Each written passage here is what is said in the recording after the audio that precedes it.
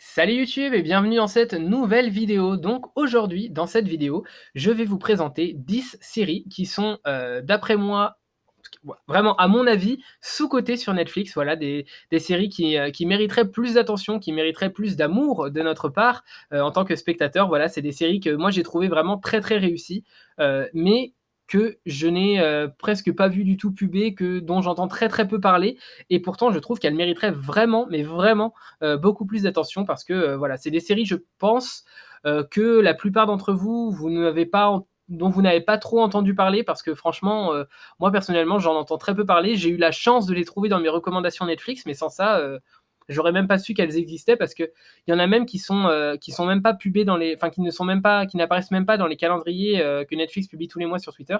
Il y en a certaines qui n'apparaissent même pas dedans et pourtant je les trouve vraiment, vraiment géniales. Voilà.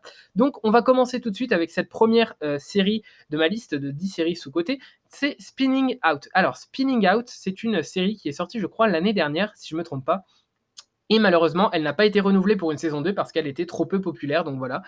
Et pourtant, moi je l'ai trouvée vraiment très réussie. Donc c'est un peu une teen série, ça ressemble un peu à une teen série dans le sens où on a beaucoup de personnages, adolescents surtout, ou jeunes adultes plutôt.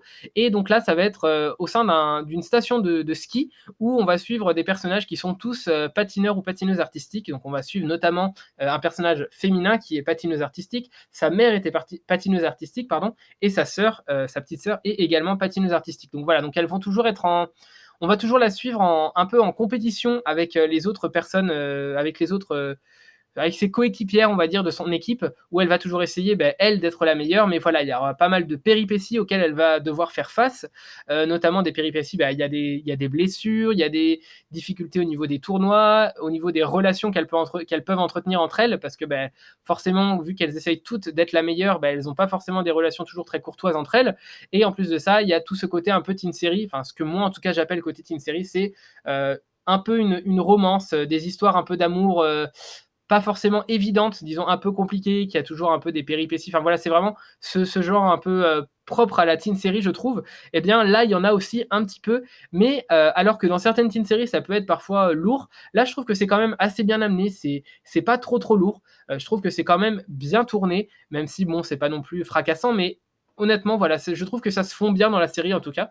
Et en plus, moi, ce que j'ai trouvé qui était un plus dans cette série, c'est le personnage de la mère de la patineuse artistique, voilà, je crois qui est bipolaire, il me semble. Donc voilà, donc il y a des relations un peu compliquées entre la mère et la fille, et forcément, ça va pas être évident non plus toujours pour cette jeune fille de donner le meilleur d'elle-même parce qu'elle a toujours un peu disons des soucis personnels, aussi bien avec la relation qu'elle peut avoir avec sa mère que la relation qu'elle peut avoir avec son petit ami. Voilà, donc voilà, Spinning Out, honnêtement, c'est une mini-série que moi j'ai vraiment beaucoup apprécié. J'étais déçu de ne pas voir de saison 2 parce que je trouve que c'est vraiment bien réalisé. Le jeu d'acteur est vraiment assez bon.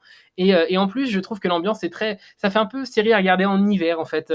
Série de Noël un peu à regarder, même si c'est pas non plus l'ambiance de Noël, mais le fait que ça se passe dans une station de ski, qu'il neige, qu'il fasse froid, enfin tout ça, ça fait un peu série à regarder en hiver, voilà. Et honnêtement, voilà, c'est une série qui je trouve est réussie, qui méritait une saison 2 d'après moi et qui n'est pas très populaire malheureusement. Donc voilà, donc je la présente dans mes séries sous-cotées. Voilà, donc Spinning Out pour le nom. Série suivante que je vais vous présenter, donc c'est une série brésilienne. Alors il y en a quand même assez peu sur Netflix des séries brésiliennes, et celle-ci je la trouve vraiment, vraiment très réussie. J'ai toujours autant de mal à comprendre pourquoi c'est si peu pubé, pourquoi c'est si peu mis en avant, alors que pour moi c'est vraiment une très très bonne série Netflix. Donc c'est 3% son titre. Donc 3%, ça parle de quoi? Eh bien tout simplement, on est dans une ville, alors je sais pas si c'est au Brésil, il me semble que c'est au Brésil du coup, mais j'en suis pas certain. Mais on est dans une ville, dans un monde un peu futuriste où la population vit dans un bidonville aux conditions assez déplorables. Et si vous voulez, tous les ans, toutes les personnes de ce bidonville âgées de 20 ans, il me semble, ont le droit de passer des tests dans un endroit très très futuriste. Voilà, une batterie de tests, ils vont avoir le droit de passer ces tests tout simplement à l'âge de 20 ans. Ils auront le droit de les passer une seule fois. C'est-à-dire que s'ils échouent, eh bien, ils n'auront pas le droit de le repasser. Voilà, c'est interdit. Ils ont le droit de le passer qu'une seule fois.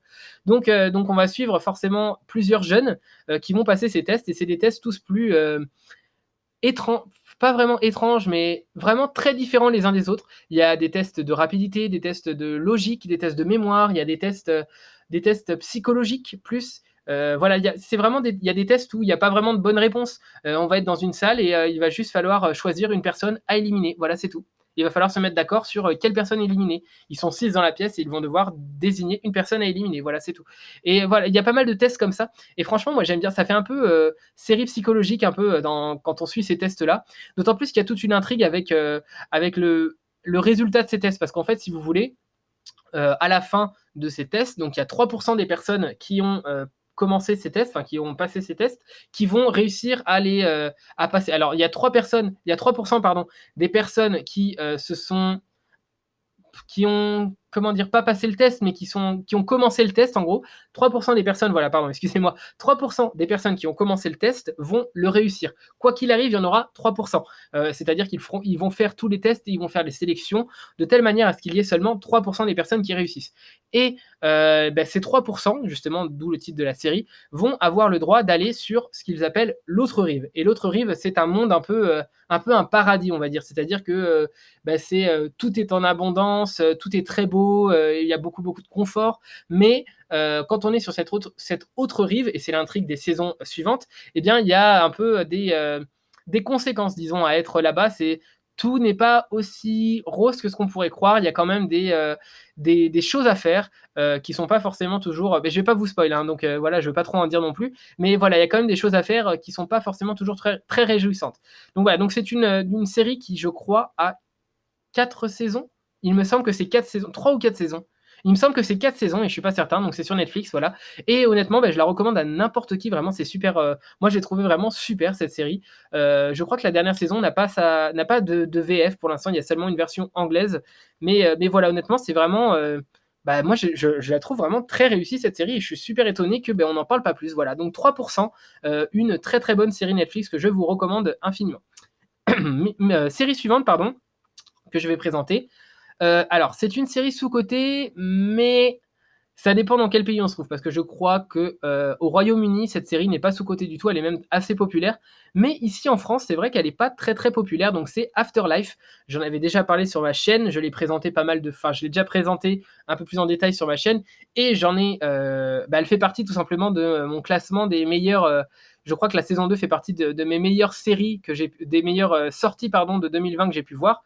Donc honnêtement, voilà, j'en ai déjà parlé pas mal de fois, mais Afterlife, pour ceux qui n'auraient pas vu, qui ne sauraient pas de quoi ça parle, c'est tout simplement l'histoire d'un d'un homme de 40 ans à peu près qui va perdre sa femme d'un cancer. Voilà, c'est un journaliste. Donc voilà, il va perdre sa femme d'un cancer et il va essayer de s'en remettre.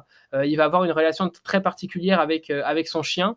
Voilà, c'est vraiment une série très touchante et qui en même temps est vraiment très très drôle. C'est un mélange un peu entre le genre dramatique et le genre humoristique. C'est écrit par Rick Gervais, donc Rick Gervais qui est un imitateur ou un humoriste. Alors, en fait, il est un peu, il est un peu multifonction, on va dire. C'est-à-dire que c'est un acteur, c'est un humoriste, c'est un producteur, voilà. Donc c'est vraiment, il fait vraiment pas mal de choses. Et voilà. Et franchement, elle est super réussie cette série est vraiment très très très très réussie pour moi. C'est vraiment une excellente, vraiment excellente excellente série sur Netflix qui actuellement a 2 saisons. Je ne sais pas s'il y aura une saison 3. Mais voilà, vraiment c'est très très réussi. C'est un mélange vraiment super bien réussi entre le genre humoristique et dramatique parce que on est toujours partagé entre le rire et les pleurs. Vraiment, c'est une série qui peut vous faire pleurer comme elle peut vous faire vraiment mourir de rire parce que l'humour de certains personnages est vraiment fracassant. C'est vraiment, voilà, ils ont vraiment toujours le mot pour rire. Ils ont tous des personnalités un peu particulières et c'est vraiment assez drôle. Et en même temps, on suit quand même une histoire assez, pas forcément très drôle, hein, une histoire de fond pas forcément très drôle avec cet homme qui essaye de se remettre du décès de sa femme, ce qui n'est pas facile. Et donc voilà. Donc Afterlife, vraiment, je vous recommande. Je l'ai déjà recommandé plein de fois, mais je la recommande encore une nouvelle fois parce que je trouve vraiment que cette série est très réussie. Voilà. Série suivante, qui, vraiment, ça m'a étonné qu'elle n'a pas, comme toutes les autres, hein, forcément, mais là, enfin, vraiment, c'est une série que j'aime, que moi j'ai beaucoup aimé, c'est Tales of the City. Donc, c'est une série très, avec beaucoup de représentation LGBT, puisque tout simplement, on va être dans une maison un peu. C'est pas vraiment une maison, mais c'est plus pas une villa non plus, mais on va dire une très grande maison où une grand-mère habite. Et cette grand-mère va recueillir pas mal de personnes LGBT qui ont été rejetées par leur famille, qui ont été pas acceptées, qui ont beaucoup de mal à être acceptés dans la société, qui ont beaucoup de mal à trouver leur place aussi, et qui ont beaucoup de mal à être acceptés tout simplement au sein de leur famille. Donc c'est vraiment quelque chose, c'est vraiment une série très touchante, je trouve. Et en même temps, je trouve que l'intrigue est vraiment super bien parce qu'ensuite, en fait, on va suivre le personnage joué par Elliot Page, donc vraiment super acteur. Et là, on va suivre son personnage. Je trouve que il est vraiment super bien joué dans la série. Moi, c'est un peu le personnage qui me donne envie de suivre la série tout simplement. Et donc, on va suivre. Le personnage va essayer je crois que c'est de retrouver sa mère ou ses parents. Je suis plus sûr si c'est ses parents ou juste sa mère. Mais voilà, le personnage va essayer donc de retrouver sa mère. Ça va être vraiment très très touchant. Et en plus de ça, on va suivre et en apprendre un peu plus sur l'histoire de tous les habitants de cette maison. Et c'est vraiment très touchant. C'est vraiment très très juste. C'est vraiment très beau, je trouve aussi. Et voilà. Et c'est une série feel good quand même parce que c'est vrai qu'il y a certains moments où c'est pas triste, mais c'est émouvant. Mais je trouve que c'est vraiment une série très feel good où les gens sont assez heureux de manière générale, sont toujours très heureux. Tout est très réconfortant, tout est très pas beau, mais je sais pas, il y a une ambiance vraiment très réconfortante, très chaleureuse qui s'échappe de cette maison et qui donne envie franchement de regarder la série et ça nous fait passer vraiment un très bon moment. En tout cas, moi j'ai passé vraiment un très bon moment. Et il faut savoir que Tales of the City, du coup la partie que moi j'ai regardée, en fait c'est un peu un reboot un peu d'une version plus ancienne, je crois qui était sortie dans les années 90. Donc voilà, moi je trouve, j'ai pas regardé la version de base, mais en tout cas le reboot que j'ai vu, je crois que c'était vers 2019, je crois que c'est sorti. Je trouve qu'il est vraiment très très réussi. Donc voilà, donc Tales of the City, et je crois qu'en VF ça s'appelle Les Chroniques de San Francisco. Voilà, donc c'est vraiment une très très belle série avec beaucoup de représentation LGBT, donc qui est super intéressante, super émouvante et qui fait se sentir bien en tout cas, tout simplement. Voilà. Donc Tales of the City. Série suivante, alors celle-ci qui est un peu plus sombre dans son genre, c'est The Sinner. Alors The Sinner, c'est un thriller, une série thriller en fait, un peu psychologique quand même, où on va suivre tout simplement une enquête, mais c'est pas. En fait, ça pourrait ressembler à beaucoup de séries sur Netflix qui sont un peu thrillers policiers comme ça, mais je trouve que c'est pas vraiment le cas. Je trouve que cette série arrive bien à se détacher un peu de ce qu'on peut retrouver, de la redondance qu'on peut trouver dans pas mal de séries policières sur Netflix. Et honnêtement, The Sinner, je trouve que c'est pour moi en tout cas à mon avis, une des meilleures séries policières sur Netflix. Donc chaque saison, ça va parler d'une affaire. Donc je crois qu'actuellement il n'y a que 3 saisons, mais voilà, donc la première saison ça va parler d'une affaire, la deuxième d'une autre affaire et la troisième d'une autre affaire. Et je crois que j'ai vu que deux saisons pour l'instant, mais les 2 saisons étaient vraiment très très réussies. Je trouve que l'enquête est vraiment très bien menée, le suspense est vraiment prenant, et c'est toujours un peu des affaires un peu spéciales, c'est-à-dire que c'est pas des affaires, enfin vraiment pas des affaires basiques, c'est des affaires où on est toujours à se demander s'il n'y a pas un peu de surnaturel dans tout ça. Et donc, je sais pas, je trouve que c'est vraiment très prenant. Voilà, The Sinner, c'est vraiment si vous aimez bien le genre policier, je pense que vous allez beaucoup apprécier The Sinner. Voilà, c'est une série dont on entend très peu parler et pourtant, je trouve qu'elle est vraiment très très bien réussie. C'est pas une série originale Netflix, mais voilà, pour moi, c'est une excellente série policière sur Netflix. Voilà, The Sinner, la série que je vous recommande évidemment et que je trouve qu'elle n'a pas la popularité qu'elle mériterait. Voilà. Série suivante, alors ça, c'est vraiment un coup de cœur énorme pour ma part sur Netflix. C'est une série, il y en a pas deux comme ça, il y en a vraiment pas deux comme ça, c'est impossible d'en trouver une autre comme ça.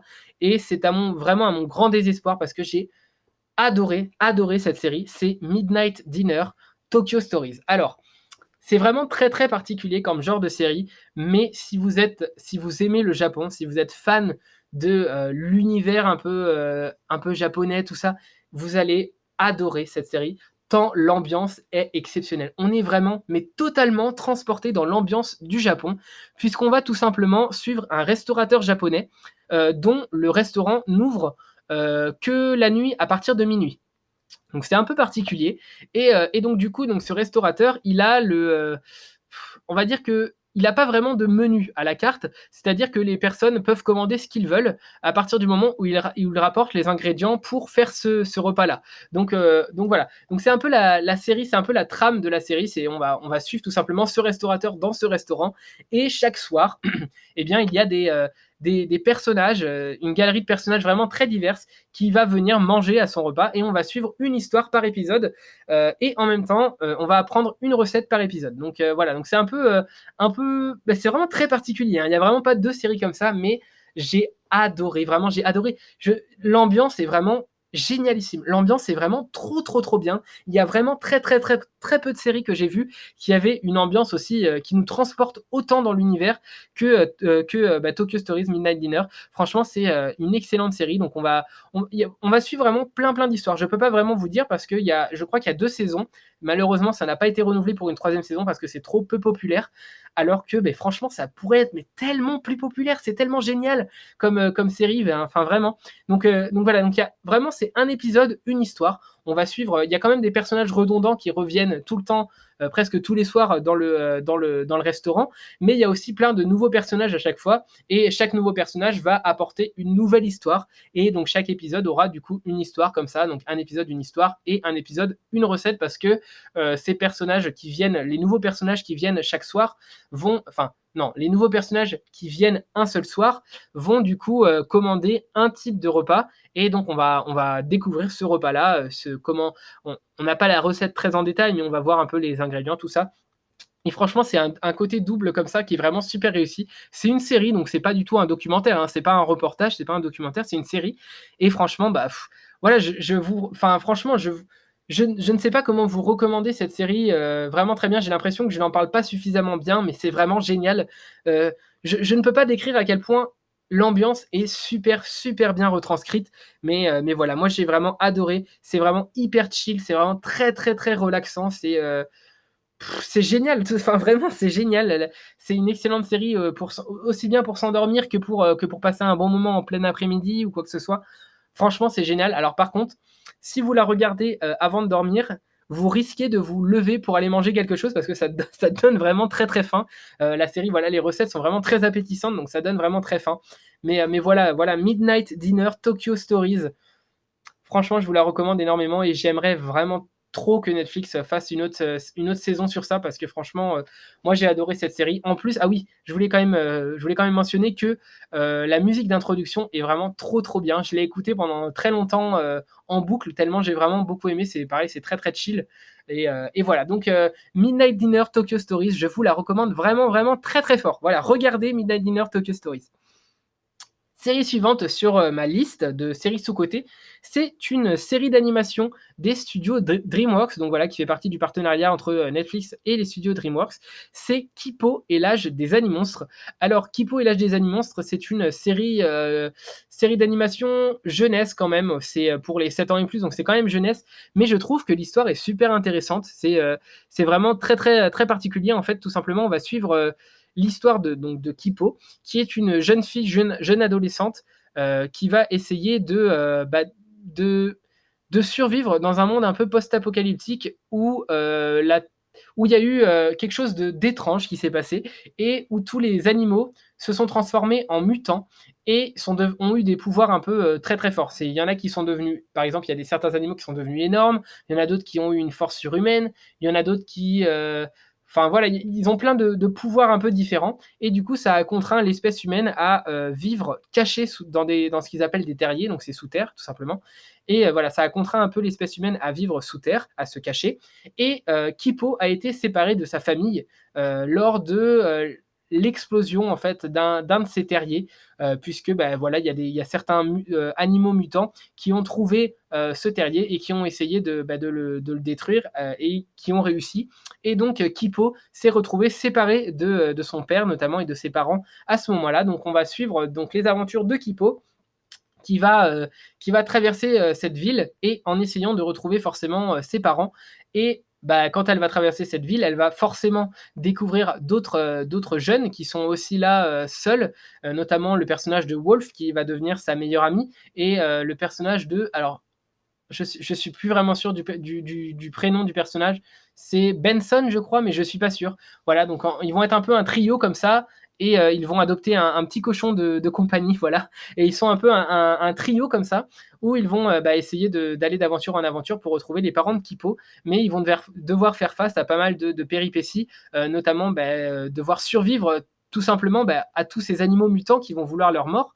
Et voilà. Et donc franchement, c'est très, très, très positif comme petite série. C'est super à regarder, c'est très joli. Je trouve que vraiment c'est très, très joli. Les couleurs sont magnifiques.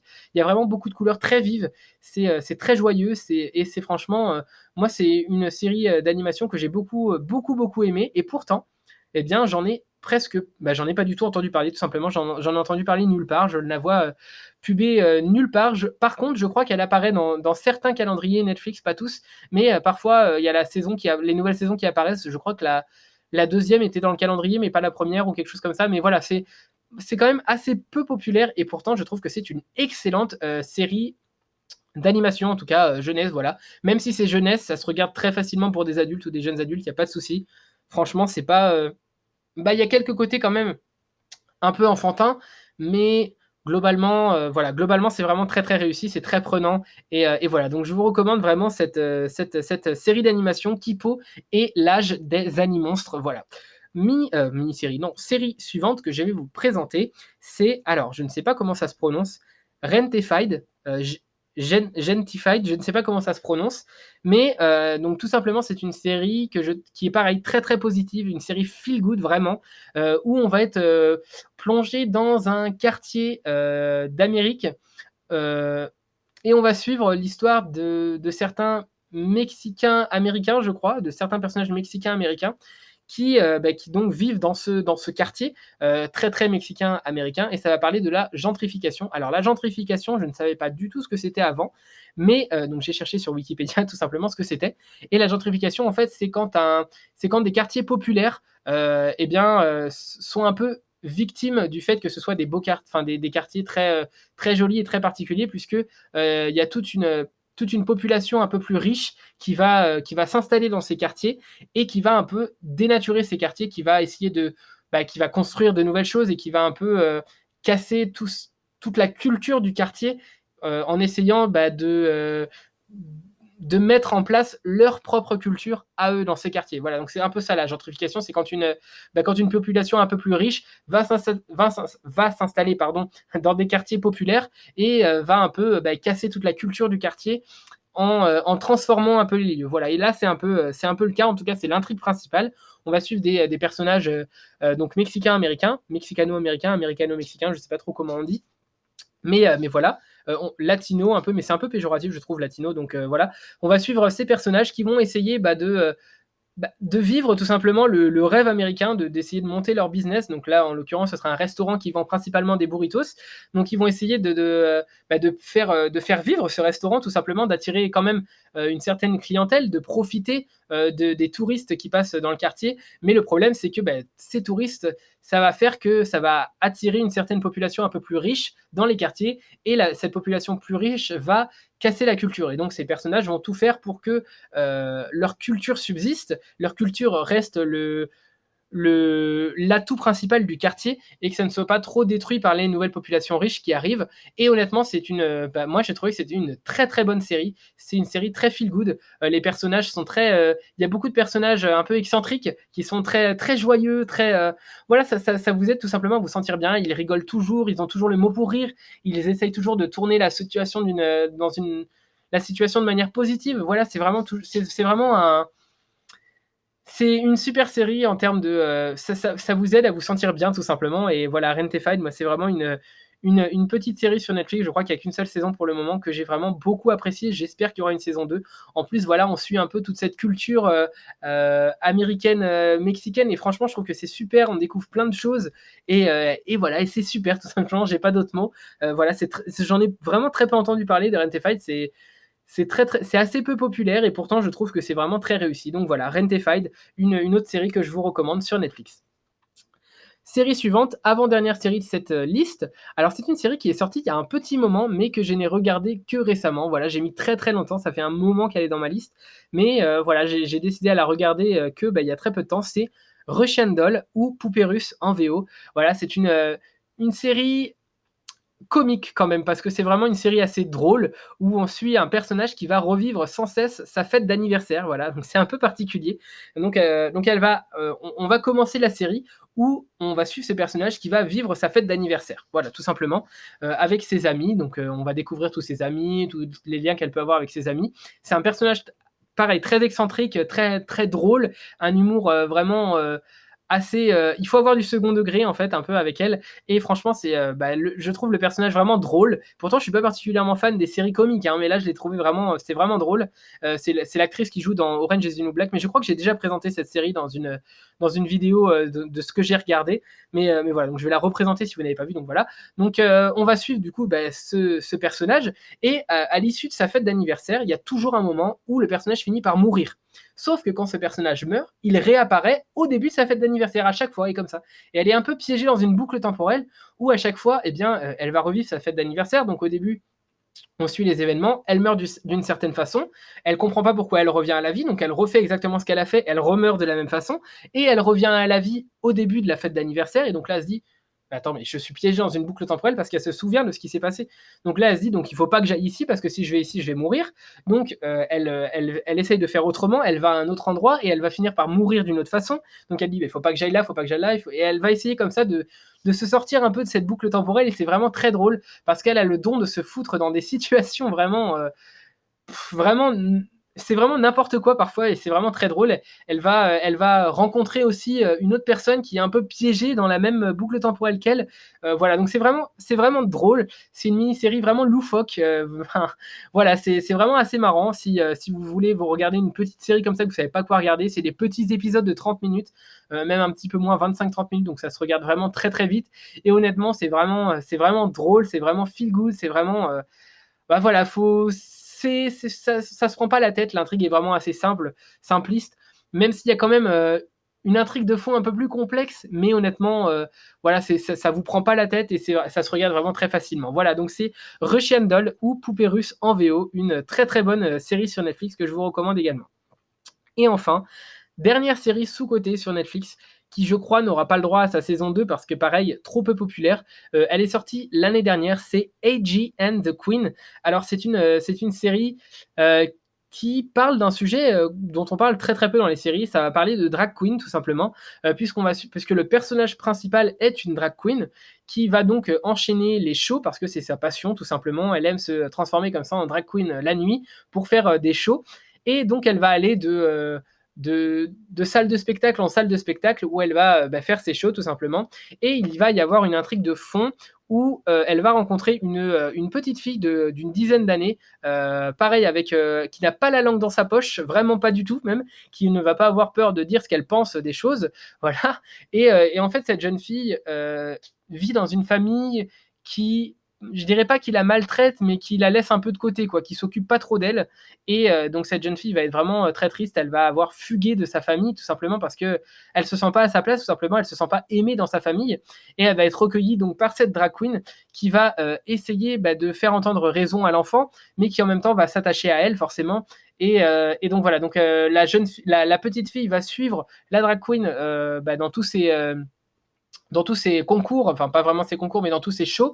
Et voilà, et de là va naître un lien assez particulier entre la drag queen et cette jeune fille. Et franchement, c'est très très émouvant à voir.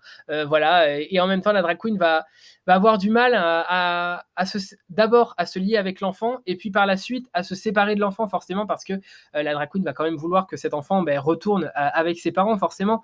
Mais voilà, c'est toute une intrigue.